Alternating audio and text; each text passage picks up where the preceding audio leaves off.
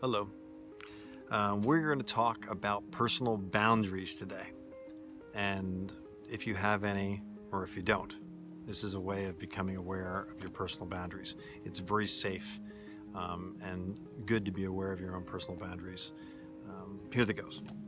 So personal boundaries are the limits and rules we set for ourselves within relationships. A person with healthy boundaries can say no to others when they want to, but they are also comfortable with opening themselves up to intimacy and close relationships. I've learned that there's three separate ways of setting up boundaries. Rigid boundaries, porous boundaries, and healthy boundaries. Now, I'm looking at my notes.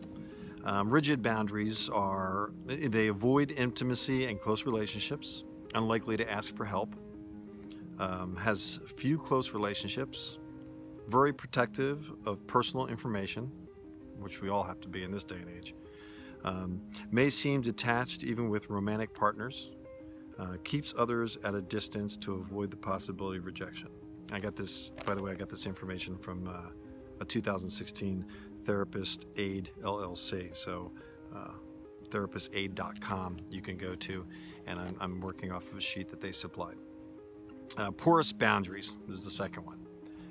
Overshares personal information, difficulty saying no to the requests of others, over-involved with others' problems, dependent on the opinions of others, accepting of abuse or disrespect, fears rejection if they do not comply with others. That's porous boundaries. So porous boundaries are going to make you pretty vulnerable, and I would say that they are not a good boundary as a subject. Healthy boundaries. Here we go. Healthy.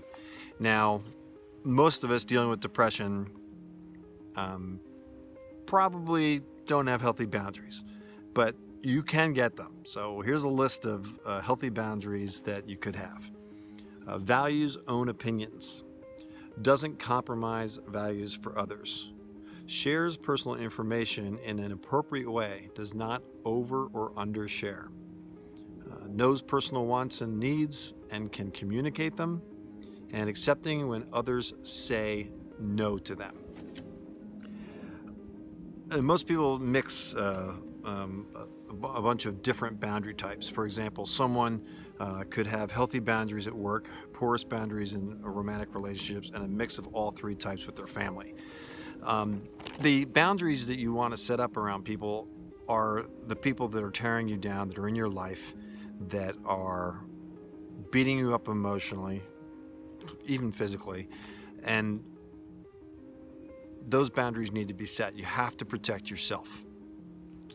You feel trapped. If you're trapped in it, you can set boundaries up, and they can step on those boundaries. But at least if you are putting yourself out there that this is what you need and you desire, you've got a chance to be supported by the person you're with or friends that you're with.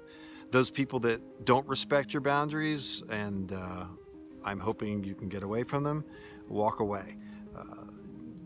There are people in our lives that will tear us down to make themselves feel better. You probably know a few people. Those people have their own issues.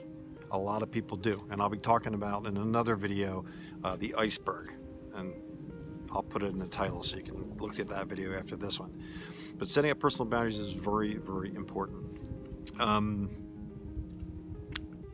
Some cultures have very different expectations when it comes to boundaries.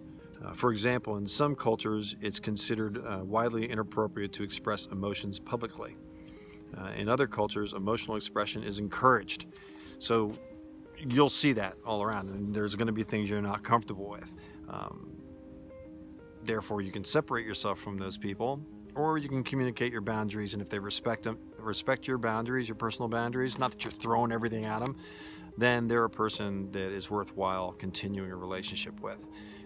If you've got somebody that's just totally disrespecting your boundaries, and you're in a situation where you're stuck in that situation, there will be ways to deal with that also. but I'm talking about the boundaries that you can set up around the people that you can choose to be with at this time. It's a very unique situation when you're trapped with a person that disrespects your boundaries. I recommend therapy. Group therapy is excellent. I had a great experience with that. And also, if you're dealing with a depression that's got you isolating, you're afraid to go outside, and you're just thinking negatively, and you have no boundaries, and you can letting people walk all over you.